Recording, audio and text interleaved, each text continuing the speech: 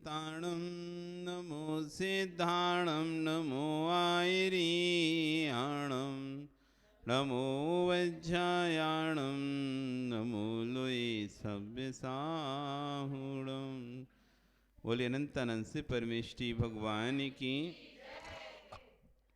आदि ब्रह्म आदिनाथ भगवान की, वर्तमान शासन महावीर भगवान की, आचार्य गुरु विश्व सागर जी महाराज जी की, अहिंसा में विश्व धर्म की।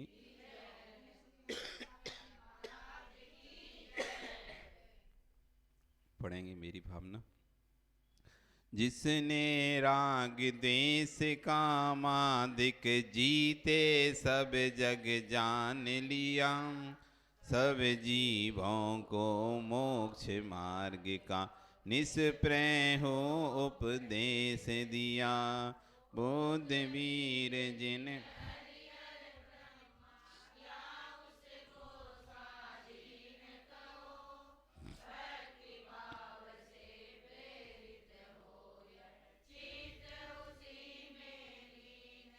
विषयों की आशा नहीं, जिनको साम्य भाव धन रखते हैं, निज पर के हित साधन में जो निस दिन तत्पर रहते हैं। स्वार्थ त्याग की कठिन तपस्या बिना खेद जो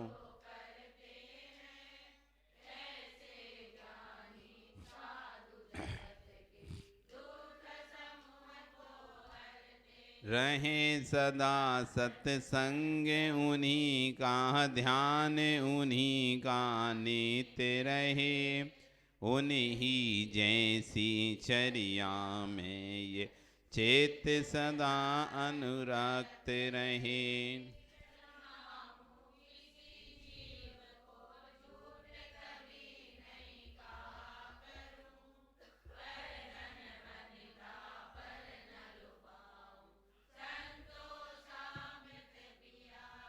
अहंकार का भाव न रखूं, नहीं किसी पर क्रोध करूं। देख दूसरों की बढ़ती को कभी न ईर्ष्या भाव धरूं।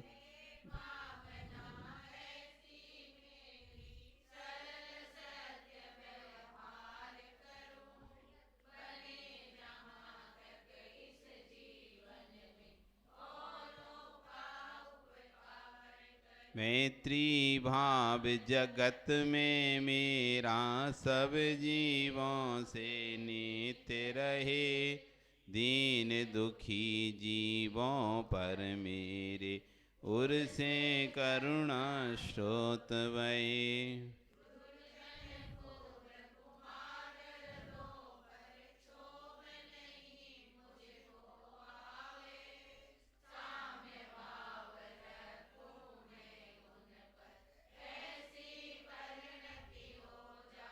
गुणी जनों को देखे हृदय में मेरे प्रेम उमड़ आवे।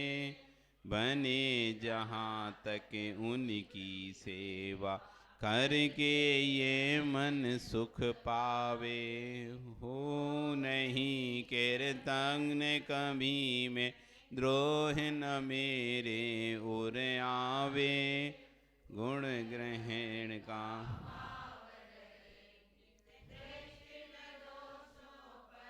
कोई बुरा कहो या अच्छा, लक्ष्मी आवे या जावे। लाखों बरसों तक जीऊं या मृत्यु आज ही आ जावे। अथवा कोई कैसा भी मैं या लालच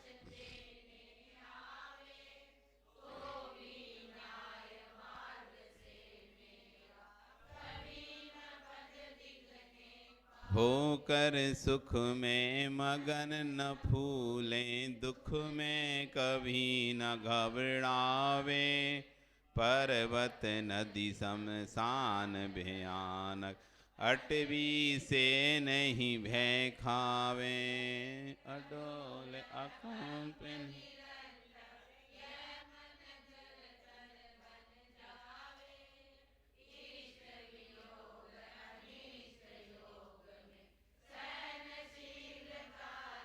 सुखी रहें सब जीव जगत के, कोई कभी ना घबरावे।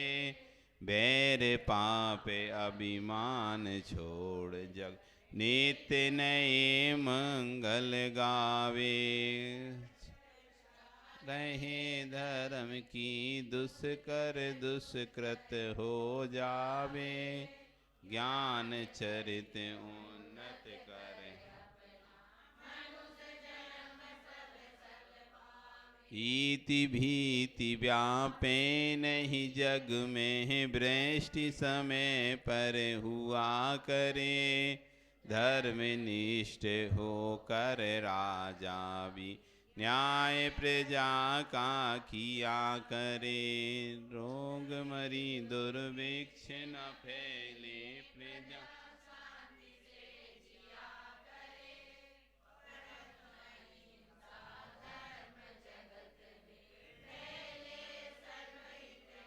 फैले। प्रेम परस पर जग में, मोह दूर ही रहा करे। अप्रिय कटुक कठोर शब्द नहीं, कोई मुख से कहा करे। बन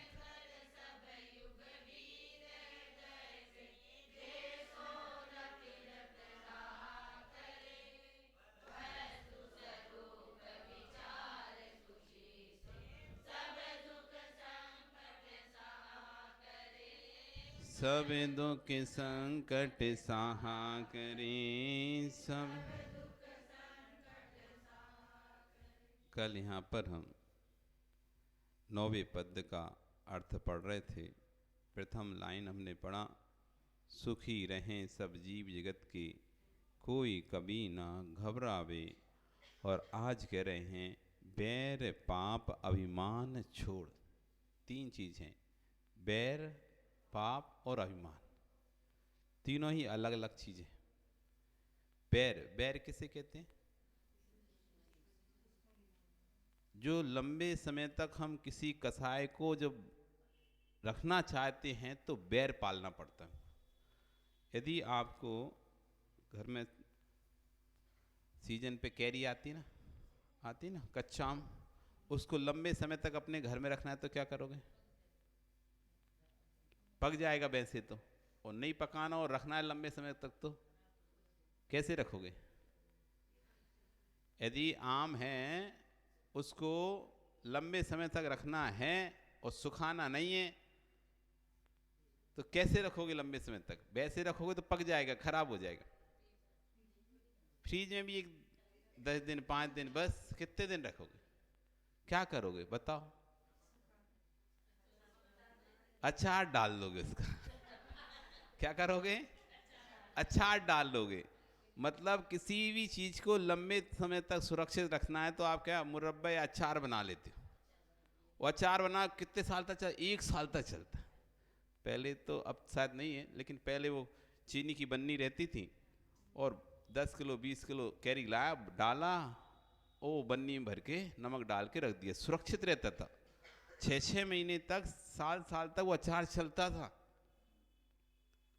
था वो अचार, वो सुरक्षित कर लिया। जैसे ही आपने कैरी में अचार डाल के सुरक्षित कर लेते ना, ऐसी क्रोध को जब व्यक्ति लंबे समय तक सुरक्षित करना होता तो बैर बांध लेता है। बैर के रूप में वो क्रोध सुरक्षित रहता लंबे समय तक। वैसे तो खराब हो जाएगा अचार, वैसे तो कैरी आपकी 3 दिन में, 4 दिन में, 5 दिन में, सप्ताह भर में खराब हो जाएगी। कैसे भी करके रख लो, स्वाद नहीं आएगा फिर उसमें। अरे सुखा के रख लो तो वो स्वाद नहीं आएगा कैरी का। लेकिन कैरी का वैसे ही वैसा स्वाद लेना है तो अचार डाल के रखते, और ज्यादा अच्छा आता है ना, सामान से और ज्यादा। जैसे जैसे पुराना होता चला जाता है तो स्वाद बढ़ता चला जाता है। ऐसी क्रोध को जब व्यक्ति लंबे समय तक रखता है तो बैर बन जाता है। वो बैर के रूप में सुरक्षित रख सकता है क्रोध को। वैसे क्रोध तो क्षणिक रहता है, घंटे 2 घंटे में खत्म हो जाता है क्रोध, 1 दिन में 2 दिन में क्रोध खत्म हो जाता है। रख नहीं सकते आप लंबे समय तक क्रोध को, क्रोध को लंबे समय तक नहीं रख सकते आप। जब उसी क्रोध को व्यक्ति बैर का रूप दे देता है तो लंबे समय तक, जैसे अचार सुरक्षित, इसलिए कहा है कि क्रोध, बैर क्रोध का अचार या मुरब्बा है। बैर को क्रोध का अचार कहा है। क्रोध का अचार क्यों कहा? क्यों इसके माध्यम से ही क्रोध लंबे समय तक टिका रहता है। जब जब हम उस व्यक्ति को देखेंगे हमको वो बात याद आ जाएगी, वो क्रोध वापस आ जाएगा। जब जब आप अचार खाएंगे वो कैरी का स्वाद आपको फिर आएगा, जैसा तब खाया था। जैसी पहले दिन डाली थी वैसी कैरी रखी रहती है, देखने में बिल्कुल लगती, तो वैसे ही और बल्कि टेस्ट बढ़ता जाता। तो जैसे जैसे क्रोध पुराना होता जाता है, लंबे समय तक उसको रखना सुरक्षित, तो बैर के रूप में व्यक्ति रखता है उसे, और उसका आनंद व्यक्ति और ज्यादा उसको तीव्रता से आता है क्रोध बैर के रूप में। कमठ और पार्श्वनाथ का क्या था? क्रोध था। मरुभूति और उसकी अवस्था में क्रोध था, क्रोध। उस क्रोध को उसने ऐसा बांध के रखा कि 10 वक्त तक वो चलता रहा, क्रोध खत्म नहीं हुआ, वो बैर का रूप धारण कर लिया इसको। इसलिए यदि क्रोध को सुरक्षित करना है तो बैर बांधो, क्रोध को सुरक्षित रखना है तो बैर बांध के रखो। और जिसने बैर बांध लिया उसके भवों भव खराब। क्योंकि अचार को, जैसे अचार खाने वाले को कहा कि जो अचार खाता है वो नरक का द्वार है। अचार पहला द्वार गया है, नरक का द्वार। नरक का पहला कोई द्वार है तो अचार मुरब्बा। जिसको नरक जाना हो, लंबे समय तक अनंत काल तक भटकना हो, यातनाएं भोगनी हो, तो खूब अचार खाओ।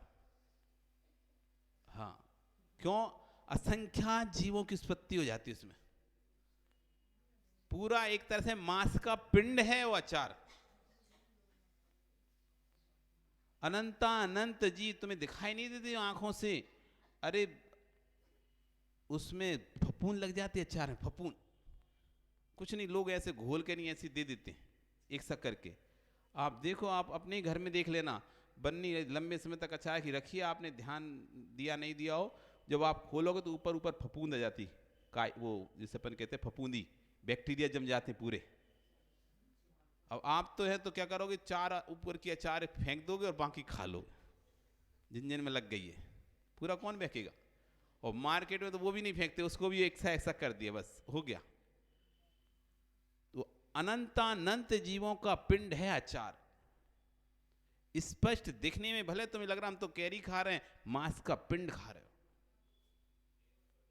इतने जीवों की उत्पत्ति उसके अंदर हो जाती है, इतने जीवों की उत्पत्ति हो जाती है। और कभी ध्यान से देखोगे तो बारीक बारीक जीव भी हो जाते हैं उसमें। बाजार का जो अचार आता है, बन्नियों में पैक आता है, कभी देखना ध्यान से उसको।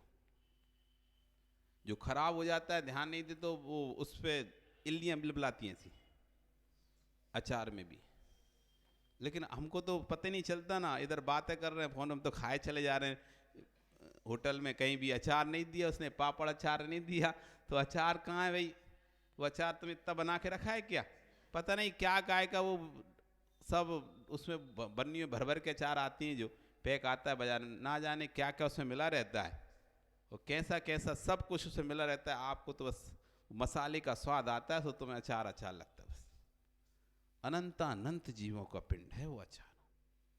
तो जैसे ही कह रहे हैं कि अचार खाने वाला नरक में जाता है, तो नरक में दुर्गति को प्राप्त होता है। जैसे अचार खाने वाला उसने लंबे समय सुरक्षित रखा और फिर उसको खाया तो दुर्गति को जाता है। ऐसे जो क्रोध को लंबे समय तक सुरक्षित करके नहीं रखता है बैर के रूप में, तो वो भी दुर्गतियों में भटकता है। ऐसी दुर्गति में नहीं भटकना, तो क्रोध को खत्म करो जितनी जल्दी हो सके। क्रोध को अचार मत बनने दो, बैर मत बनने दो क्रोध को। बैर यदि वो बन गया तो समझ लो लंबे ना जाने कितने भव भटकना पड़ेगा, कितने भव, गिनती नहीं उसकी। इतना खतरनाक है बैर। देखिए बैर, सबसे पहले कहा बैर, भावना भाव कि किसी के साथ मेरा बैर ना बंधे। क्रोध तो ऐसा कि इधर हुई झगड़ा, तस्मिच्छामि दुक्कड़म, क्षमा मांग ली, गलती हो गई हमसे, माफ़ कर दो, उसने भी माफ़ कर दिया, निपट गए, हिसाब किताब लेना देना। और बैर कैसे बनता है? जो लंबे समय तक बोलते नहीं है, बोला चाली बंद हो जाते, जिनके कुछ लड़ाई हो गई, झगड़ा हुआ और महीनों महीनों, 2-2 साल, साल साल, 6-6 महीने बोल नहीं रहे, पूरी जीवन निकल गया। कभी कभी तो ऐसा हो जाता है, पूरी लाइफ निकल जाती है व्यक्ति की, बोलता नहीं है, मुंह सीधे मुंह बात भी नहीं होती, सालों से नहीं बोले होंगे कभी वो, आना जाना नहीं, बोलना करना नहीं, इतना गहरा बैर है, ना तो किसी के मरने में जाता ना खुशी में जाता वो व्यक्ति। वैसे कहा जाता है कि कितना भी किसी लड़ाई हो, झगड़ा हो, लेकिन किसी के मरे में तो पहुंच जाना चाहिए। यदि किसी घर में कोई गमी हो जाए, तुम कितनी बार लड़ाई झगड़ा हो, लेकिन भले शादी मत जाओ, उसकी खुशी मत जाओ, लेकिन उसके दुख में जरूर जाना चाहिए। इसलिए कहा है समाधि यदि कहीं चल रही हो, तो कितना भी आपके शत्रु की भी समाधि क्यों ना हो रही हो, तो आप उस पास एक बार जरूर जाओ कि भैया तुम हमारे चक्कर में अंदर में कोई विकल्प नहीं पालना, तस्मिच्छामि दुक्कड़म।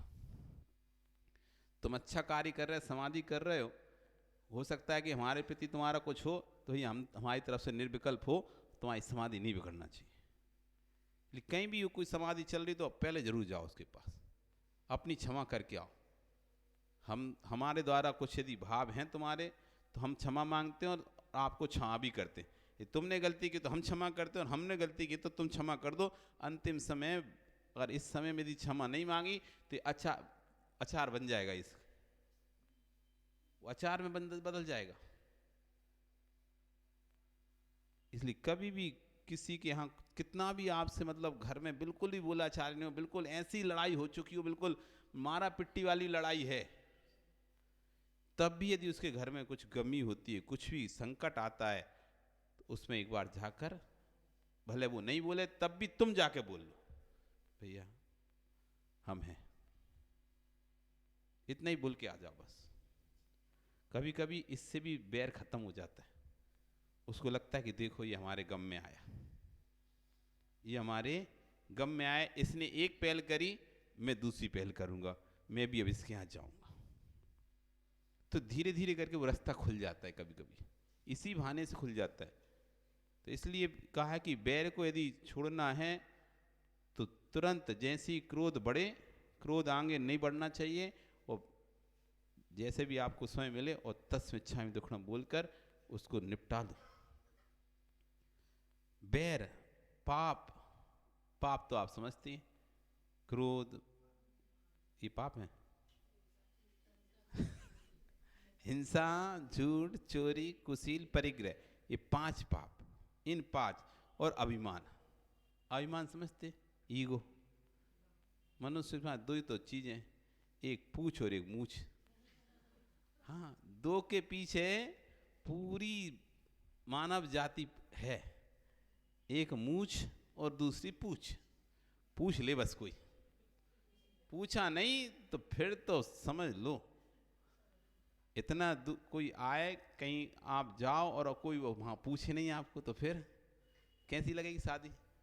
किसी शादी में आप गए, वहाँ कोई ना तो पूछे नहीं, बढ़िया शादी थी 5 स्टार होटल में, 5 स्टार होटल में अच्छी शादी हो रही है, बढ़िया खाना है, लेकिन तुम बड़े गए थे उत्साह से, लेकिन कोई ने तुमने पूछा तक नहीं, यही आ गए क्या, ऐसा पूछा ही नहीं, तो क्या लगेगा तुमको। शादी 5 स्टार में होटल में हो चाहे 10 स्टार में हो, तुम्हें नहीं जमेगी कछु वहां पे।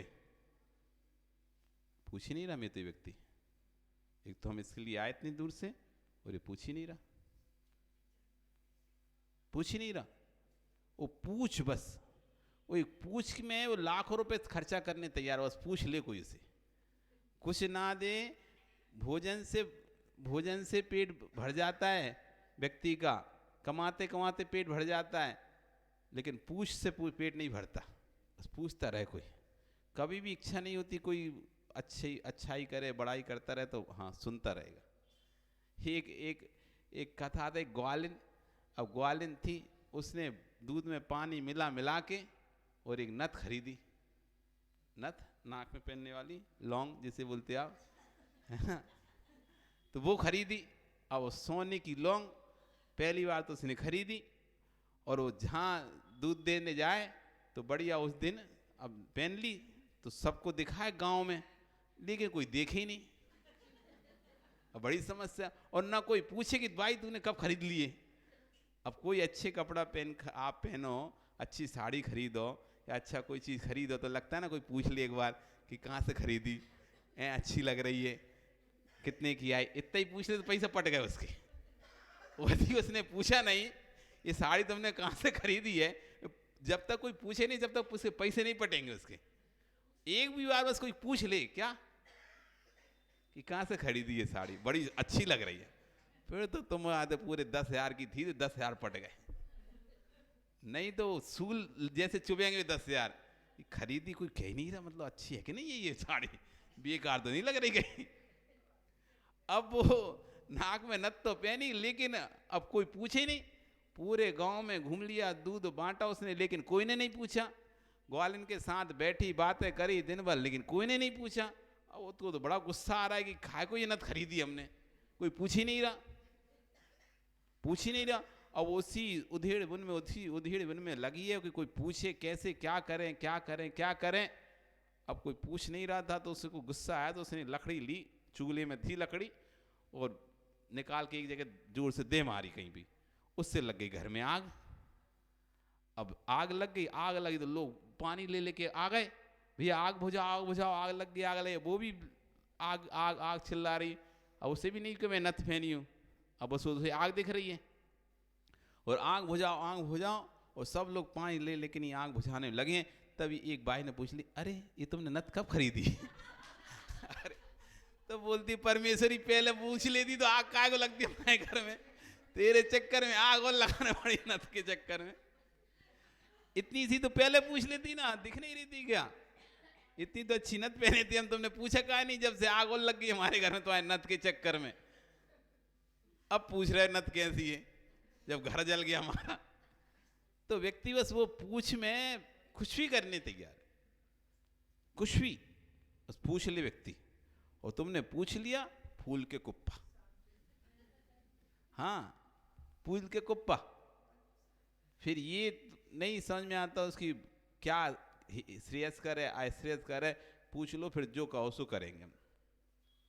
ये पूछ अभिमान। जन्म से यदि नारकियों को कोई जन्म से कसाय मिलती है तो क्रोध कसाय मिलती है। त्रिंचों में कोई जन्म से कसाय होती है तो मायाचारी कसाय होती है। देवों में कोई जन्म से कसाय होती है तो लोभ कसाय होती है। और मनुष्यों में कोई जन्म से कसाय होती है तो मान कसाय होती है। बस मान लाखों रुपए लुटा देगा मान के नाम के पीछे। एक नाम के पीछे लाखों रुपए खर्चा कर देता है व्यक्ति। छोटी सी जमीन जिसका कोई कीमत नहीं है लेकिन आ गए उस नाम पे, मैं तो दूंगा नहीं, चाहे उसको संरक्षण में करोड़ों रुपए खर्चा हो जाए उसके। एक इंची जमीन पर लड़ाई होती है घरों में, भाई भाइयों में, घरों में कितनी पे? एक ईंट के ऊपर। उसने कहा ईंट यहां से लगना है, उसने कहा ईंट यहां से लगना है। बस इतनी सी बात को लेकर लठ चल जाते हैं, सिर फूट जाते हैं।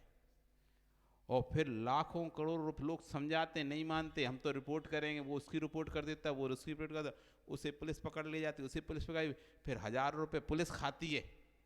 फिर उसके बाद केस चलता है तो लाखों रुपए वकील खा लेता है। लेकिन ना तो वो समझौता करना चाहता ना वो समझौता करना चाहता, वो दीवार भैंग में पड़ी है। वो 20 साल निकल जाते, वो केस चलता रहता है। सिर्फ बस हम क्यों झुके, हम क्यों झुके? हम नहीं झुकेंगे। वो 3 इंची जगह, वो 3 इंची की कीमत 10,000 भी नहीं थी वो जमीन की, वो 10 लाख रुपए खर्चा कर देता है। लाखों रुपए पानी के जैसा बहाता है, बीत जाते हैं। कभी कभी जब प्रशासन तो वैसे ही रहते हैं, देख लिया कि सेठ आदमी है और बीत गया तो फिर तो ऐसा लौचते हैं, खचौड़ते हैं उसको, तो उसके दादा परदादा सबकी जमीन खत्म हो जाती है। अच्छा फंस जाए कहीं तो। बस एक मान के अभिमान, मान, इसलिए कुछ नहीं रखा। बड़े बड़े राजा महाराजाओं के मान नहीं रहे, तुम्हारा क्या मान रहेगा?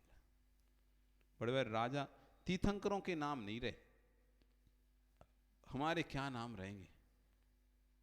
भूत में तीर्थंकर हो चुके, आज उनका भी कोई नाम लेने वाला नहीं है। आप पूछ लो इनमें से कितने लोगों को भूत के तीर्थंकरों के नाम याद है। वर्तमान के हो जाए भी बहुत हैं, भूत की बात तो छोड़ो, वर्तमान के पूछेंगे तो वो भी पूरे नहीं बता पाएंगे अभी सभी। तो भूत के तीर्थंकरों को कौन बताएगा? इतने तीर्थंकर, अनंत अनंत तीर्थंकर भूत में हो सके हैं, उनके तो छोड़ो, तुम पिछली 24 जो भूत में तीर्थंकर हो गए उनके नाम संजय बता दोगे? क्यों प्रदीप, एक आध का ही नाम बता दो। लेटेस्ट नहीं, पीछे वाले। लेटेस्ट तो तुम तो अभी सब बता दोगे, उसकी जरूरत नहीं, दिक्कत नहीं है। लेटेस्ट को तो हर कोई पूछता है। जो पास्ट जा चुका है, कैसे, कितने पुण्यशाली हैं तीर्थंकर? तीर्थंकरों को पुण्य की कमी है क्या? सबसे अधिक पुण्य रहता है तीर्थंकर का। जो ऐसे पुण्यात्मा का नाम उसके जाने के बाद कोई नहीं ले रहा।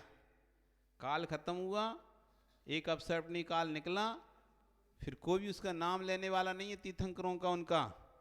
फिर तुम्हारे नाम लेने वाले कहाँ हैं? तो हमको पंखा पे नाम लिखाते फिर रहे हैं, दीवालों पे नाम लिखाते फिर रहे हैं, सीढ़ियों पे नाम लिखाते फिर। अभी वो जाओ जगह जगह क्षेत्रों पर तो सीढ़ियों पे नाम लिखे हैं, श्री चंद, रामचंद, श्यामचंद। वे बच्चे खूनते हैं, ये श्री चंद पे पैर रखा, ये रामचंद पे पैर रखा, ये श्यामचंद पे पैर रखा। हाँ, नीचे हैं सीढ़ियों पे लिखे हुए हैं। चले जाओ सोनागर, एक एक सीढ़ी पे नाम लिखा है, इस सीढ़ी का निर्माण इनने का है, सीढ़ी निर्माण।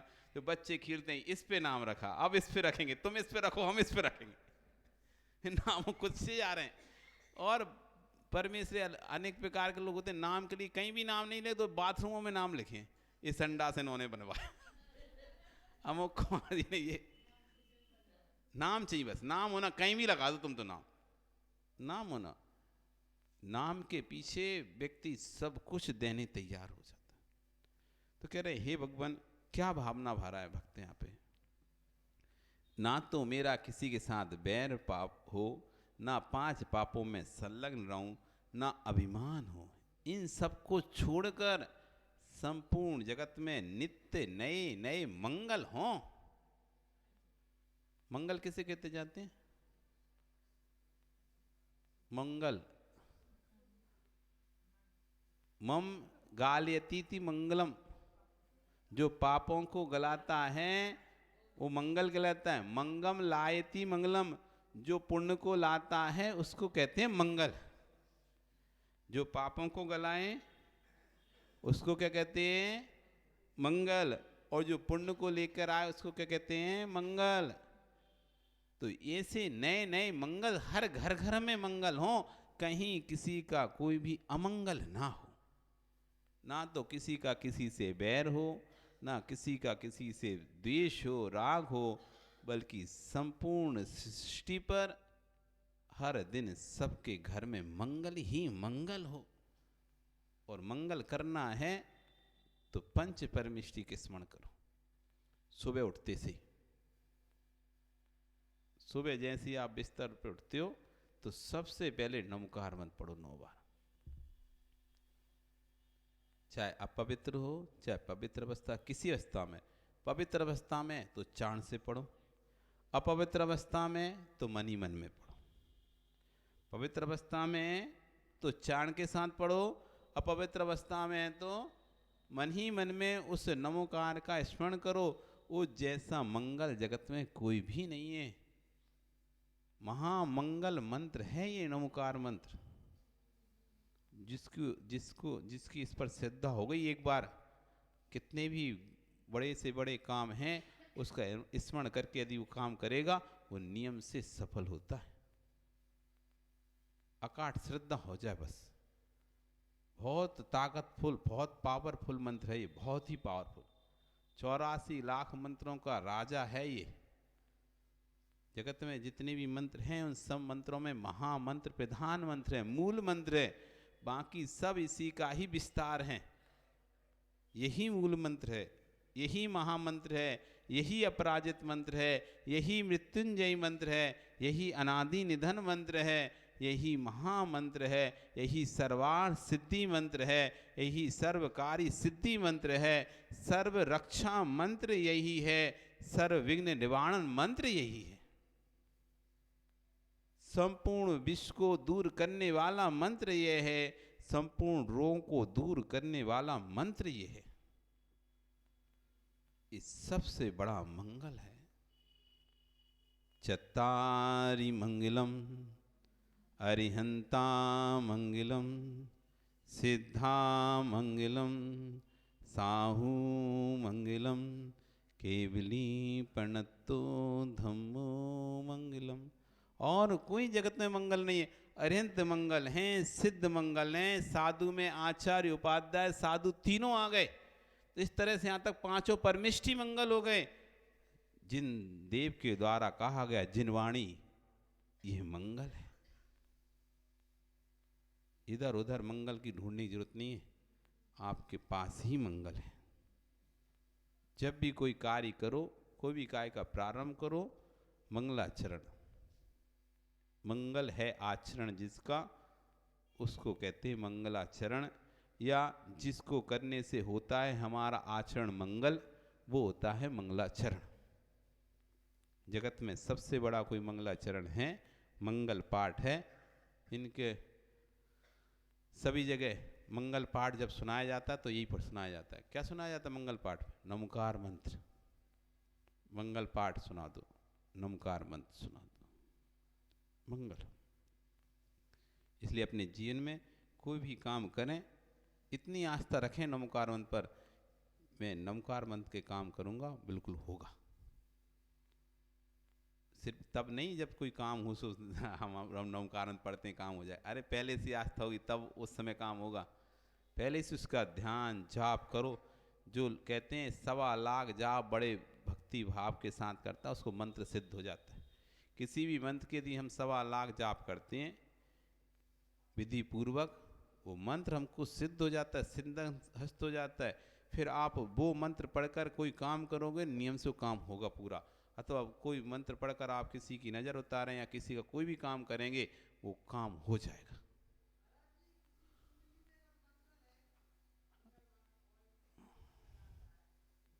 बस कुंडली मंगल तो चलेगा, भावों मंगल नहीं होना चाहिए। कुंडली का मंगल तो निकल जाएगा यदि भावों का मंगल निकल गया तो। यदि भावों मंगल लगा है तो फिर कुंडली का मंगल हो चाहे नहीं हो, उसका काम बिगड़ जाएगा। ठीक है ना? इसलिए कुंडली के मंगल पर ध्यान नहीं दो ज़्यादा।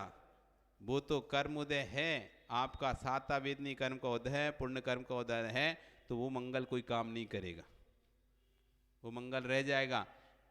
घरों में कहते ना, अरे वास्तु दोष, वास्तु दोष।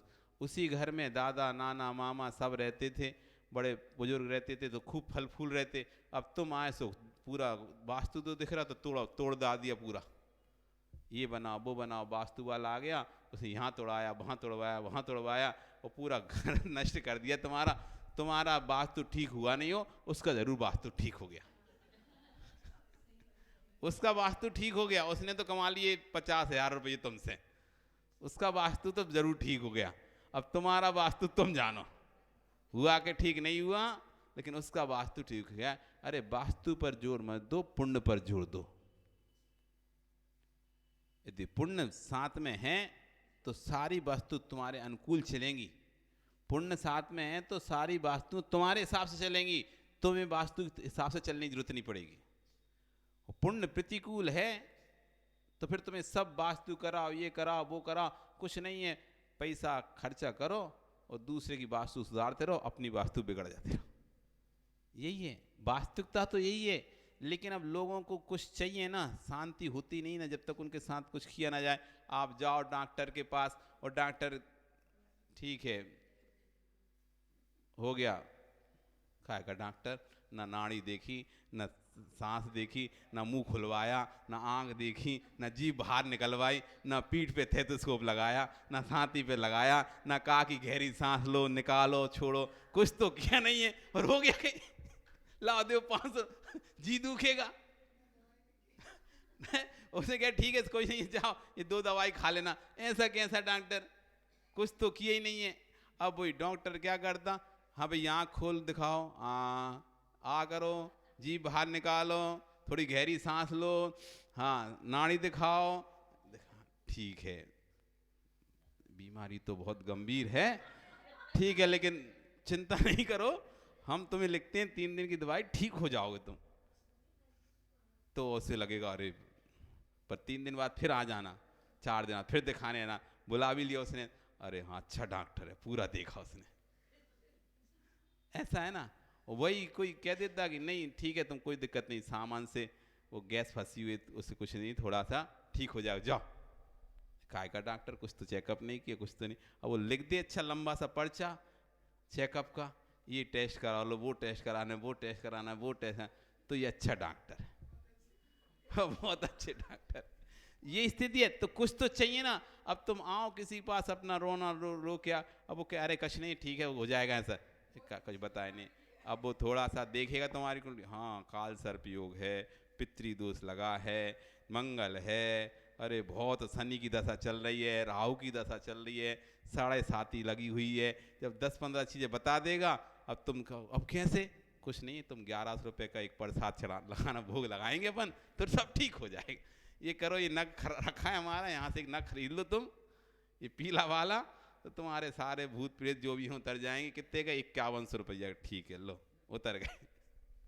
खुश है, कुछ देना कुछ लेना, तब उसको लगता है कि कुछ हुआ है, नहीं तो कुछ नहीं, अरे ऐसे ही था वो तो फालतू के पैसे और ले लिए उसने 500। ये स्थिति है, इसलिए डराया जाता है। डर से व्यक्ति ये सोचता है मैं ठीक हो गया, कुछ नहीं है, डर से ठीक हो जाता है व्यक्ति। आधा तो डरा देता है व्यक्ति, और फिर थोड़ा सा कहते हैं हाँ आप ठीक हो जाओ, चिंता नहीं करिए, हम कर देंगे तुम्हारी तरफ से, पूजा कर देंगे, पाठ कर देंगे, हो गया तुम्हारा मंगल उतर गया। तो उतरे नहीं उतरे, उसका जरूर उतर गया।